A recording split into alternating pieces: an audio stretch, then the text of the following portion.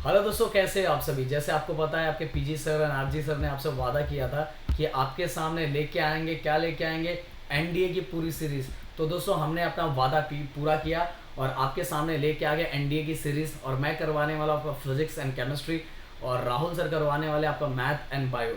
और okay, so guys, पूरी series हम लेके आ रहे हैं। और एक और बता देता हूँ कि ये अगर आप करना स्टार्ट कर रहे हो तो इसके साथ ही आपका 11 का फिजिक्स भी पूरी तरह से कंप्लीट हो जाएगा। ओके, 11 का फिजिक्स भी पूरी तरह से कंप्लीट हो जाएगा, क्योंकि देखो ज़्यादा डिफरेंस नहीं है, ज़्यादा भी डिफरेंस नहीं। जो सिलेबस एनडीए का वही सिलेबस 11th और 12th का है। सो अगर हमारे साथ कंप्लीट करोगे तो आपका, अगर जो 11 के बच्चे अगर कर रहे होंगे तो उनके लिए तो बहुत बेनिफिट है, बहुत ज़्यादा बेनिफिट है। उन्हें आगे की चीज़ें भी बहुत सारी पता चल जाएगी और उनका धीरे धीरे एनडीए भी कंप्लीट होता जाएगा और 11th भी होता जाएगा। तो इससे ज़्यादा मज़ा क्या मिलेगा गाइस। सो गाइज, अगर आपको पसंद आएगा कि आपके PG sir and RG sir आपके लिए इतना हार्ड वर्क कर रहे हैं तो वीडियो को लाइक कर सकते हो, दोस्तों के साथ शेयर कर सकते हो। अगर आप सपोर्ट दिखाओगे सो हम और बहुत सारी सीरीज लाते रहेंगे दोस्तों। सो गाइज, चलो इसी के साथ स्टार्ट करते हैं। आज मेजरमेंट, मोशन और फोर्स में से जो मैं टॉपिक कवर करने वाला हूँ वो मेजरमेंट है। और गाइज, इसका अगर आपको पीडीएफ चाहिए, अगर आपको इसका पीडीएफ चाहिए तो डिस्क्रिप्शन में लिंक दिया हुआ है टेलीग्राम का, उसको ज्वाइन कर सकते हो। अगर वहाँ भी आपको नहीं मिला तो देखो, एक लोअर थ्रेड पे नंबर चलेगा। अगर नंबर नहीं पता चलेगा तो आप मुझे कमेंट्स करके पूछ सकते हो, या तो सबसे जो फाइनल आपको फाइनल रहेगा वो रहेगा आपके लिए कि आप मुझे मेरे इंस्टाग्राम पे मैसेज कर सकते हो, प्रदीप गिरी या राहुल गिरी को भी मैसेज कर सकते हो। आपको ये वहाँ से ये पूरा पीपीटी मिल जाएगा आपको। सो बढ़ते हैं। सबसे पहले फिजिकल क्वांटिटी क्या होता है? फिजिकल क्वांटिटी वो होता है आपको पता है, जिसको हम डायरेक्टली और इनडायरेक्टली जिसको भी हम मेजर कर सकते हैं, उसी क्वांटिटी को फिजिक्स के टर्म में हम फिजिकल क्वांटिटी बोलते हैं। The quantity which can measure directly और indirectly by means of which can describe the laws of physics are called physical quantity. Okay, जैसे एग्जांपल दिया जैसे लेंथ, मास, वॉल्यूम एक्सेट्रा, ये सभी क्या है? फिजिकल क्वांटिटी है। और कितने टाइप्स के फिजिकल क्वांटिटी होते हैं? दो टाइप्स के फिजिकल क्वांटिटी होते हैं। First is a fundamental quantity and second is a derive quantity. Okay, fundamental quantity मतलब क्या होता है कि जो क्वांटिटी खुद को डिफाइन करने के लिए किसी और पे डिपेंडेंट नहीं होता, ऐसी क्वांटिटी को हम फंडामेंटल क्वांटिटी बोलते हैं। The quantity which do not depend upon other quantities for the complete definition are known as a fundamental और बेस क्वांटिटी। अगर जैसे मैं आपको बोलूँ लेंथ, तो आप फटाफट लेंथ का अगर मैं यूनिट पूछो तो आप फटाक से मीटर बता दोगे। अगर मैं मास का यूनिट पूछो तो फटाक से केजी बता दोगे। टाइम का पूछा तो फटाक से सेकंड बता दोगे। पर अगर दोस्तों मैंने आपको पूछा बताओ वेलोसिटी का यूनिट क्या होता है, तो आप बताओगे सर मीटर पर सेकंड। पर मीटर पर सेकंड ये तो फंडामेंटल क्वांटिटी है, ये तो फंडामेंटल। देखो, मीटर पर सेकंड, मीटर मतलब लेंथ और सेकंड मतलब क्या होगा? टाइम। टाइम। तो जो वेलोसिटी का यूनिट मैंने पूछा, तो वेलोसिटी का यूनिट आपने मुझे क्या बोला? मीटर पर सेकंड। तो मीटर पर सेकंड तो ये फंडामेंटल क्वांटिटी है।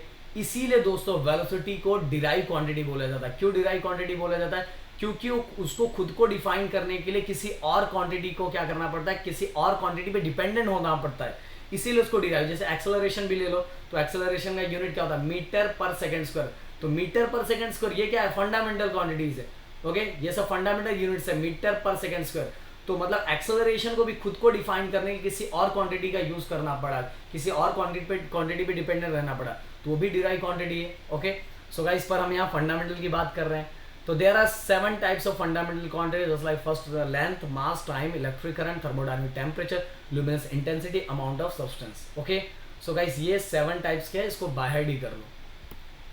अब डिराइव क्वांटिटी मैंने पहले ही बता दिया कि जो डिपेंडेंट होता है वो डिराइव होता है, जो इंडिपेंडेंट होता है वो होता है fundamental. The quantity which can expressed in terms of the fundamental quantity are called derive quantity. जैसे एग्जांपल मैंने ले लिया, पहले बता दिया, acceleration, force, volume, speed. Okay, ये सब जितने भी है, ये सब स्पीड का भी ले लो तो स्पीड का भी वही मीटर पर सेकेंड ही होगा। तो स्पीड मीटर पर सेकेंड, मीटर पर सेकेंड। तो मीटर ये भी क्या है? Fundamental quantity. और सेकंड भी क्या है? Fundamental quantity. तो ये सब जितना भी 2-4 मैंने लिखा है और बाकी और आगे आपको मैं एग्जांपल आगे पूरा लिस्ट ही दे दूंगा। सो ये सभी को खुद को डिफाइन करने के लिए किसी और पे डिपेंडेंट होना पड़ता है, इसीलिए इसको डिराइव क्वांटिटी बोलते हैं। अब यूनिट्स गाइस, अगर मैं यूनिट्स देखो, यूनिट्स एक रेफरेंस होता है, एक रेफरेंस स्टैंडर्ड होता है। जैसे कि अब मान लो 1 मीटर मैंने बता दिया, तो मीटर ये डिफाइन कर दे रहा है लेंथ के लिए। अगर केजी बता दूंगा तो मास के लिए। ओके, सो अगर मैं एम्पियर बता दूंगा तो आपको समझ में आ जाएगा इलेक्ट्रिक करंट के लिए। तो ये जो यूनिट होता है दोस्तों, ये यूनिट क्या होता है? चीजों को एक्सप्लेन कर देता है, पूरी तरह से डिफाइन कर देता है। तो reference standard is called the unit of particular physical quantity. Unit are two types. Unit कितने टाइप्स के? दो टाइप्स के होते हैं। Measurement is the process of determining how large और स्मॉल ऑफ फिजिकल क्वांटिटी। सही बात है, कितना बड़ा है कितना छोटा है ये बताने का काम हमें यूनिट ही करता है। Okay, quantity is as a compare to basic reference standard और this reference standard is called a unit of particular physical quantity. Okay, simple सी बात है, हमें अगर यूनिट के बिना थोड़ी पता चलेगा कोई बड़ा है कोई छोटा है, यूनिट से हमें क्लियरली समझ में आ जाता है। बट दोस्तों आपको ये मैं बता देना चाहता हूँ कि अगर आपको जेई नीट अगर कोई भी कॉम्पिटिटिव एग्जाम देना है या तो इवन एनडीए या तो सीईटी कुछ भी देना है, तो सबसे पहले आपको पूरी तरह से रट्टा नहीं मारना है, आपको कॉन्सेप्ट पर फोकस रखना है, क्योंकि आपके पास ऑप्शंस के चांसेस रहेंगे। बहुत सारे एग्जाम में जैसे आप लोग एनडीए दे रहे थे, एनडीए में ऑप्शंस के साथ चांसेस ऑप्शंस होते हैं, ABCD ऑप्शंस होते हैं। तो अगर आपने रट्टा मारा तो आप क्लियर नहीं कर पाओगे। आपके टॉपिक्स क्लियर हो गए तो आप ऑप्शंस में से दुक्का लगा सकते हो, दुक्का नहीं करेक्ट लगा सकते हो। सो गाइस फंडामेंटल यूनिट्स देखो दिया हुआ है, टोटल फंडामेंटल क्वांटिटीज दिया हुआ और उसका यूनिट भी दिया हुआ है। तो फंडामेंटल यूनिट्स मतलब क्या होता है? वो यूनिट्स जो किसके लिए हो? फंडामेंटल क्वांटिटी के लिए। वो यूनिट्स जो फंडामेंटल क्वांटिटी के लिए हो उसको फंडामेंटल यूनिट बोलेंगे। द यूनिट ऑफ किसका unit? Fundamental quantity. The unit of fundamental quantity are called fundamental और बेस यूनिट। ओके, सिंपल सी बात है, जो यूनिट फंडामेंटल क्वांटिटी के लिए यूज किया जाए उसको ही फंडामेंटल यूनिट्स बोलेंगे। कौन सा इतना हार्ड है? ओके, डिराइव पहले बता दो, डिराइव यूनिट्स किसको बोलेंगे? डिराइव यूनिट्स इसको बोलेंगे जो डिराइव क्वांटिटी के लिए यूज किया जाए। तो there are 7 types of fundamental quantity, नाम लिखा हुआ है, length, mass, time, electrocurrent, thermodynamic, temperature, intensity, amount of substance और इसका यूनिट दिया हुआ है। सो गाइस ये सभी बता रहा हूँ, ये जितना भी है, ये जितना भी आपको दिया हुआ सभी का आपको PDF PPT आपको मिल जाएगा, जो डिस्क्रिप्शन में लिंक दिया हुआ है वहाँ जाके आप ज्वाइन कर लो, आपको मिल जाएगा। अब derive units, the unit of derive quantity are called, जो यूनिट्स डिराइव क्वांटिटी के लिए यूज हो उसको डिराइव यूनिट्स बोलेंगे। ओके, सो स्पीड देख लो दोस्तों, let us consider the unit of speed. Speed किससे बनेगा? Distance travel and time taken. अब सिंपल सी बात है, डिस्टेंस को मीटर में मेजर किया जाएगा और टाइम को सेकंड में, इसलिए मीटर पर सेकंड होता है। मीटर पर सेकंड पहले मैं बता चुका हूँ, मीटर पर सेकंड। अभी यहाँ मैं अभी जहाँ कर रहा हूँ वहाँ मेरे पास राइटिंग पैड नहीं है, पर नेक्स्ट लेक्चर में राइटिंग पैड रहेगा तो उसमें और अच्छे से बताऊँगा। बस बाकी ये समझ में आ जाए, बहुत सिंपल टॉपिक है। तो यूनिट ऑफ स्पीड क्या होता है? मीटर पर सेकेंड। तो मीटर पर सेकेंड, मीटर ये किसका यूनिट है? ये फंडामेंटल यूनिट है। और सेकेंड भी किसका यूनिट है? फंडामेंटल यूनिट है। पर ये दोनों का हेल्प लेके डिराइव यूनिट बन रहा है। किसका? स्पीड का। ओके, किसी और का हेल्प ले रहा है, स्पीड ने किसी और का हेल्प लिया, इसीलिए तो स्पीड कौन सी क्वांटिटी है? स्पीड हमारी डिराइव क्वांटिटी है। ओके, और स्पीड का जो यूनिट होता है वो होता है मीटर पर सेकेंड। अब बढ़ते हैं आगे दोस्तों, देखो कुछ एग्जांपल दिए हुए derive units of physical quantity are follow, area, volume, density, potential, resistance. Okay, ये सब दिया हुआ है तो आप इसको बाय हेड कर सकते हो। System of unit. ओके, आप सिस्टम ऑफ यूनिट, तो a complete set of unit which is used to measure all kind of fundamental and derived quantity is called a system of unit। जो भी fundamental and derive quantity को पूरी तरह से major करे उसको हम क्या बोलेंगे? System of unit. अब देखते हैं सिस्टम ऑफ यूनिट में फर्स्ट आ रहा है हमारा CGS, then FPS, then MKS, then international system of unit मतलब SI। ओके, सो इतना आपको दिया हुआ है एक एक लाइन से। CGS मतलब क्या था? डायरेक्ट शॉर्ट में बताऊंगा। C मतलब सेंटीमीटर, G मतलब ग्राम, S मतलब सेकंड। देखो गाइस हम लोग NDA कर रहे थे, इतना डीप में नहीं जाएंगे, इतना डीप में नहीं जाने वाले। 11th के बच्चों को मैंने ऑलरेडी बहुत डीप में समझाया, बट इसमें डीप में जाने की जरूरत नहीं है। तो ये हो गया हमारा, it is also known as, ये अपना ले लो, बस इसको याद रखो। C मतलब सेंटीमीटर, G मतलब ग्राम, S मतलब सेकेंड। तो सेंटीमीटर, ग्राम एंड सेकेंड। अब बढ़ते हैं आगे। अब देखो एज अ फंडामेंटल यूनिट, जो ये सेंटीमीटर है, सेंटीमीटर ये किसका एक फंडामेंटल यूनिट है? लेंथ का। ग्राम किसका होता है? मास का। और सेकंड किसका होता है? टाइम का। ओके, अब यहाँ एक एग्जांपल दिया, unit of force in this system is dyne. CGS, अगर आपको पूछा, किसी ने आपको पूछा CGS यूनिट ऑफ फोर्स, तो आपको बोलना पड़ेगा डाइन। ओके यार, MK अगर SI पूछा है, SI unit of force Newton होता है। क्या होता है? न्यूटन। पर CGS यूनिट ऑफ फोर्स क्या होता है? डाइन होता है। अब FPS F मतलब foot, pound and second. Generally दोस्तों ज़्यादातर तो ये फॉरेन की कंट्री में यूज़ होता है, अभी अपनी कंट्री में भी ज़्यादातर स्टार्ट हो गया है, बट ज़्यादातर वहाँ फॉरेन की कंट्री में यूज़ होता है फुट, पाउंड एंड सेकेंड। अब थर्ड है हमारा एम के एस, एम मतलब मीटर, के मतलब किलोग्राम, एस मतलब सेकेंड। ओके, सो देखो यहाँ लिखा है unit of force is in this system is Newton. Okay, देखो M K S and S I.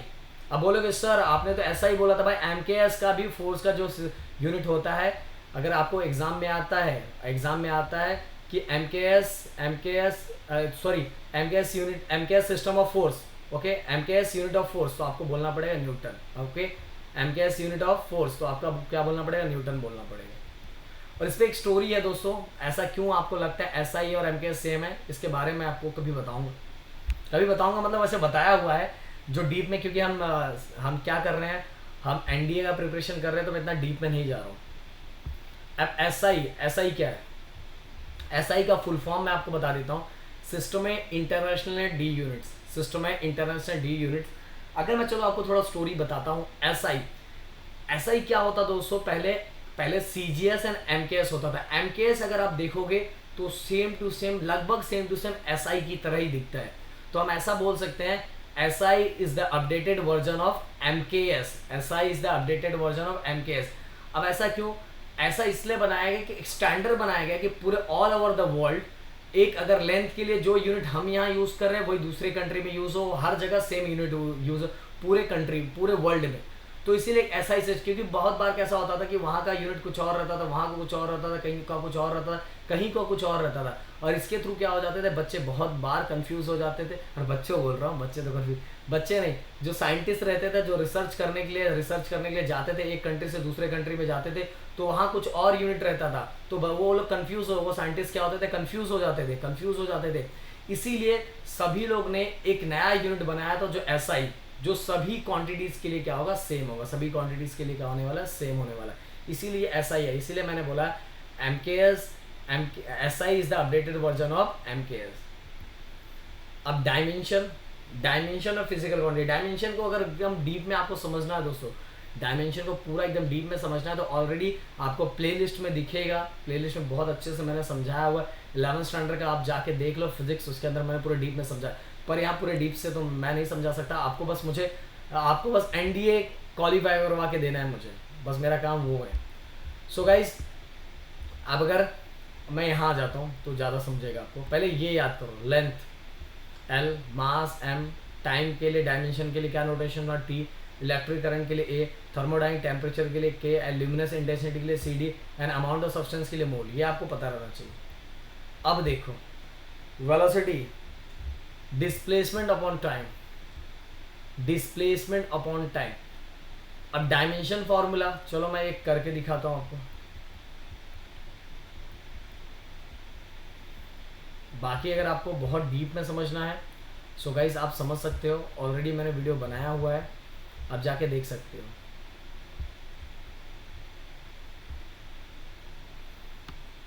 अब अगर एक मिनट मैं इसको ले लूँ, पेन लेता हूँ क्या, अगर आपसे कोई पूछता है what is the dimension of velocity, dimension क्या है वेलोसिटी का, तो वेलोसिटी के डायमेंशन के लिए दोस्तों ना आपको क्या पता रहना चाहिए, पता है, बस आपको इसका यूनिट पता रहना चाहिए। अगर यूनिट आपको पता है तो आप आराम से लिख सकते हो। यूनिट क्या होता है, मीटर।